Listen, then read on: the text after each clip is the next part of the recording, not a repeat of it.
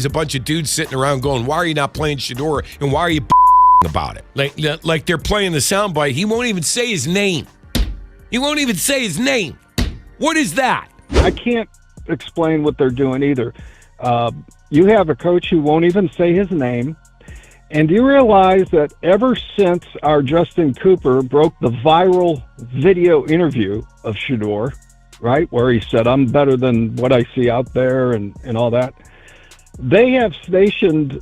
Something is rotten in Cleveland, and it's way bigger than the Browns' offense. Fans have been shouting about it online. Creators have been breaking it down clip by clip, and people around the league have been side-eyeing the situation for months. But now one of the most respected voices in Cleveland media finally said the quiet part out loud. Kevin Stefanski has a Shedeur Sanders problem. And it's getting strange out here. Tony Grossi, a veteran reporter who has defended Stefanski through every storm, who stood solid for this coaching staff, who even claimed Dillon Gabriel was 10 times better than Shedeur Sanders, just exposed something that goes way beyond football. This isn't about depth charts anymore. This isn't about some slow development plan. This is about real professional respect, real organizational weirdness, and a 5th-round pick who somehow became one of the most talked about backup QBs in the whole league. So let's get into the biggest red flag of them all.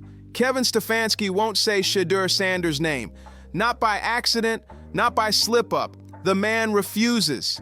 A PR rep at all times watching Shedeur in the locker room to make sure to intercept, let's say, any interview. We're talking about an NFL head coach who gets asked about his backup quarterback every single week and treats the topic like somebody just dropped a live wire at his feet.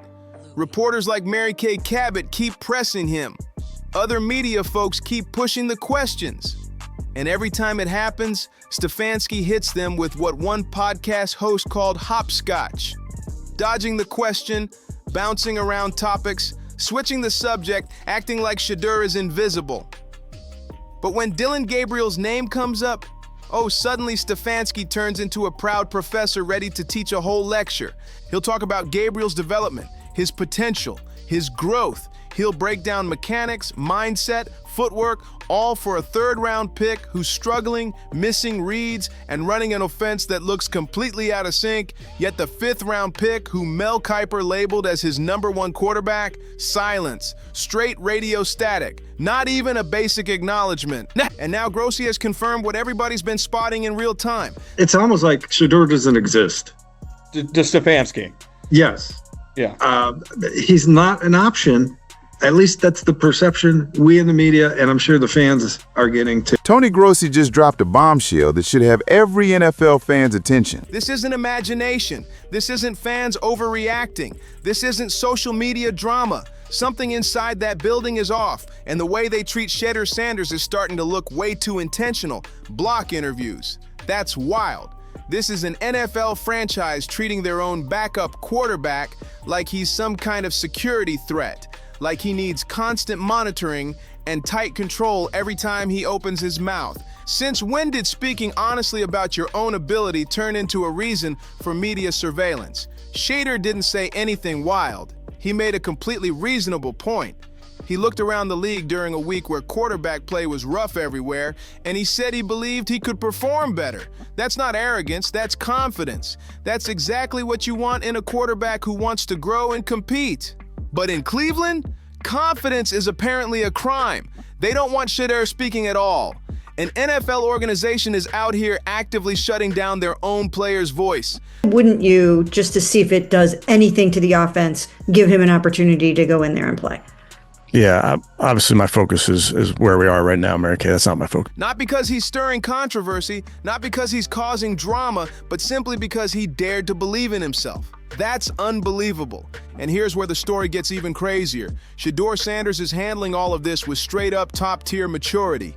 At practice, he's showing real respect and keeping it cool with veterans like Myles Garrett, David Njoku, Denzel Ward, and Jerry Jeudy. He's even been spotted on the sideline consoling Dillon Gabriel, trying to help him get better, going over plays together, offering support. This is not a player making noise. This is not someone bringing problems. This is a professional doing everything right while his head coach keeps acting like he's invisible. Meanwhile, Tony Grossi's flip on this situation is almost unbelievable. This is the same journalist who once said Dillon Gabriel was more prepared than Shedeur, even claimed he was 10 times better. Realize that ever since our Justin Cooper broke the viral video interview of Shedeur, right, where he said, I'm better than what I see out there and all that, they have stationed a PR rep at all times watching Shedeur in the locker room to make sure to intercept, let's say, any interview attempt. Playing or not playing, is in my hands. I think based on the situation, it's if things happen, things turn out where I play, then I'll be out there and I'll be ready to play. So I'm ready to play. But after 5 games of watching Gabriel struggle, Grossi has done a complete 180. Now here's where things flip. Grossi is openly admitting that Dillon Gabriel cannot run an NFL team as a starting quarterback and will probably be a long-term backup in this league. That's a huge statement coming from someone who was riding hard for Gabriel just weeks ago. This whole situation suddenly looks even stranger. Think about it. We've got a head coach who clearly does not want to play a 5th-round pick who many experts believe was actually a first-round talent. A GM who traded up to get him, then stepped in front of microphones claiming they didn't even plan on drafting a second quarterback. And an organization that apparently graded Shedeur as a 4th-round prospect, even though major analysts had him ranked way higher. None of this adds up, and that's exactly what makes it so wild. Why draft a player you don't want to use? Why trade up for a quarterback you don't believe in? Why elevate him to QB2 if you have zero intention of giving him meaningful reps? They don't like when he talks. Well, I don't know, but it just seems like that interview was a turning point. Shedeur Sanders knows something we don't know because he's handling this situation very well. We see him in practice. We see how he's honky-dory, interacting with the players, the veterans. Even goes down to what they're doing with Dillon Gabriel. Why is he still playing? There's no reason for Dillon Gabriel to still be playing. And if you're going to tell me Shedeur's not ready, I'll tell you all the different ways that Dillon Gabriel wasn't ready, and you put him out there in the 5th week and you let him go ahead and try. The Browns knew Philly was about to grab Shedeur with the very next pick. That's why they jumped ahead to draft him. But here's the twist. The Browns also knew they were drafting someone who didn't want to be a career backup, someone who believed he should be starting, someone with real franchise QB intentions. And after all that, they turned around and treated him like a ghost in his own building. It got so complicated that the organization had to trade away Joe Flacco just to force Stefanski into making Shedeur the backup. Think about that for a second. The head coach was so against making the 5th-round pick his QB2 that the front office literally removed every other option to corner him into it. And even after that, Stefanski still acts like Shedeur is barely on the roster. The media silence that Grossi broke is unbelievable. This is a veteran journalist saying he has no real explanation for any of this, even with decades covering the Browns. And the locker room? It's shockingly quiet about the whole thing, almost too quiet. But that silence might not last much longer. Former Browns lineman Mitchell Schwartz recently said the Shedeur situation has officially become a distraction in the locker room, and not because Shedeur is causing trouble. He's not doing anything wrong. The problem is that no NFL team wants their backup quarterback being the biggest headline every single week. The reason I'll say I don't think there's a split is because if there was someone in the building who wanted to see him play, I think he'd be playing. Obviously, the coach doesn't. You could. Sanders' mystery began with them drafting him, and then the GM coming out an hour later and saying, "Hey, listen, the plan wasn't to draft a second quarterback. Okay, so why did you?" It's getting awkward in there. It's almost like Shedeur doesn't even exist in Stefanski's world. Reporters ask the coach about him 2 or 3 times every week, and somehow the answers keep getting even more vague. The minute someone presses Stefanski about a timeline for when Shedeur might get on the field, he hits them with the same line every time. We are not even thinking about that. That's wild. But they should be thinking about it because Dillon Gabriel isn't taking this team anywhere. The offense looks lost out there. The quarterback play is inconsistent when it's good and flat out disastrous when it's bad. Meanwhile, sitting on the bench is a player who truly believes he can compete with anyone in the league. someone with the pedigree, the talent, and the confidence to actually flip this season around.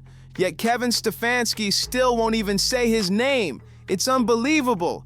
And here's where it starts feeling even more bizarre. Tony Grossi genuinely believes we'll see Deshaun Watson back on the field before we ever see Shedeur take real snaps. Think about that. The Browns are willing to bring back a quarterback who's been injured and out for weeks, but they won't give actual reps to the 5th-round pick who's been healthy, locked in, and preparing all season. Where is the logic in that? The frustration in Cleveland is straight up boiling. Fans are irritated. Social media is in full meltdown mode. And now one of the most respected voices in the city has finally confirmed what everybody has been noticing for months. And I think an injury to Gabriel would be Kevin's worst nightmare. I mean, to have to put Shedeur in a game without giving him any meaningful reps. You're right. He can't win in that case. Either Shedeur is going to make himself look good and in the process make the whole organization look bad for not playing. Kevin was never going to designate Shedeur QB2 and Flacco QB3. Okay, that was never going to. Something is seriously off with how the Browns are handling Shedeur Sanders.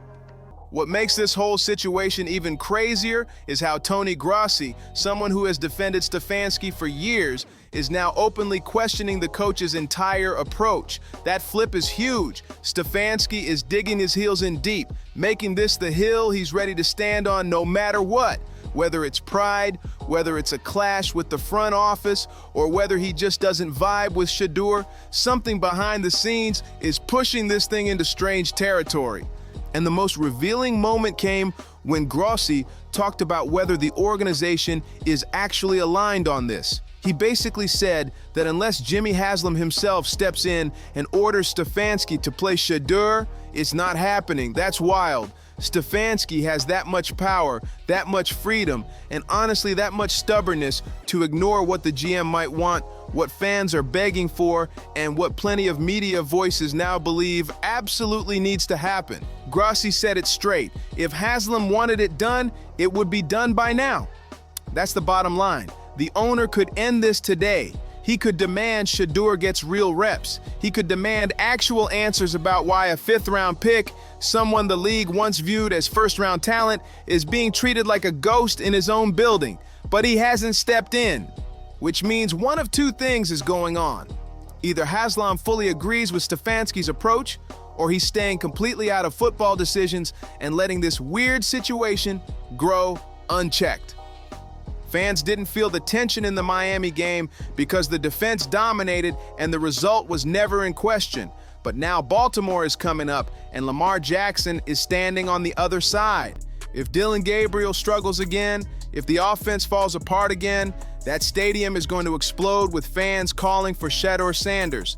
Loud. Things happening now. There is absolutely no vibe I get from anyone in that locker room that Shedeur, it's time to see Shedeur.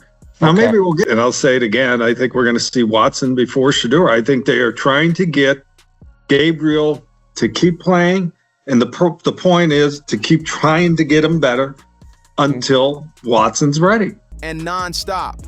And even with all that noise, Kevin Stefanski still won't say his name. This situation is straight up unprecedented. It looks unprofessional, confusing, and honestly embarrassing for a team trying to act like a serious NFL organization. This is a head coach letting personal preference or stubborn football philosophy override basic common sense and team harmony. And now Tony Grossi, after months of defending this staff, has finally reached his limit. He's seen exactly what the fans see, a young, talented quarterback being buried for reasons that clearly have nothing to do with what happens on the field. Shedeur Sanders has done everything right. He stayed professional, he stayed supportive, he stayed patient. He works with his teammates, he helps Dillon Gabriel on the sideline. He keeps himself ready, focused, and locked in. He's not creating drama. He's avoiding it. He's not stirring anything up. He's staying respectful. He is absolutely not the problem. The problem is sitting in the head coach's office, refusing to acknowledge reality, refusing to adapt, and refusing to even say his own backup quarterback's name. That's wild. How long can this keep going? How long before the pressure becomes too much? How long before someone in that building finally steps in and forces Stefanski to address this? Grossi doesn't have the answers, but for the first time, he's asking the right questions, and he's not alone anymore. The curtain has been pulled back. The secret is out. Kevin Stefanski has a Shedeur Sanders problem, and it's making the whole organization look confused, petty, and unprofessional. The Browns better move quick, because every week Shedeur Sanders stays on the bench while Dillon Gabriel struggles is another week this story grows louder. Another week that people start questioning Stefanski's judgment even harder. And another week where one of the strangest quarterback controversies in recent NFL history keeps spiraling out of control. And now we're reaching the part of the story that really exposes how messy things have gotten inside the Browns building. Because behind the scenes, players are starting to notice the weird energy too. They won't say it publicly. Nobody wants to be the one who lights that fuse, but the tension is real. Sure, but if they talk every day, and Andrew says, we'd really like to see Shedeur play, Kevin's got to hear it from someone who's his boss. When a locker room has to dance around the subject of a quarterback who isn't even playing, something is seriously off. Veterans who usually stay out of politics are giving polite, carefully measured answers anytime Shedeur's name comes up. Reporters keep trying to get a read on the situation, and the players keep giving that same tight-lipped, neutral reaction that screams, "We see what's going on, but we're not touching it." That silence says everything. Some teammates have even hinted, off the record, that they don't understand why the coaching staff is acting like Shedeur is a ghost. They see the work he puts in. They see how he handles himself. They see the talent. They see the potential, and they see how hard he's been grinding without complaining. That earns respect in any NFL locker room. Meanwhile, Dillon Gabriel is catching the pressure too, even if nobody says it out loud. Imagine trying to run an offense while knowing every mistake you make turns into a trending topic because the other quarterback on your team isn't allowed to exist. That's a tough spot for any player, especially a rookie. Tony Grossi, after months of defending this coaching staff, has finally had enough. And here's the part that's starting to spread through league circles. People on other teams are confused too. Executives, scouts, and coaches around the NFL are wondering why Cleveland is so committed to pretending Shedeur doesn't matter. It makes them question the Browns' decision-making, their handling of talent, and their ability to keep a locker room steady under pressure. Every week this continues, the spotlight gets hotter. Every week the questions get louder. Every week the storyline grows bigger than the games themselves. And if the Browns keep trying to ignore it, this whole situation is going to blow up in a way they won't be able to control. Cleveland deserves real answers, and Shedeur Sanders deserves straight-up respect because he's earned it every single day. Kevin Stefanski needs to start acting like a professional head coach instead of someone moving with personal feelings, because the truth is finally spilling out, and it's not a good look for anybody involved. This whole situation is getting louder, messier, and harder to ignore by the minute. If you're rocking with these breakdowns, make sure to like the video, subscribe to the channel, share it with your people, and I'll see you on the next one.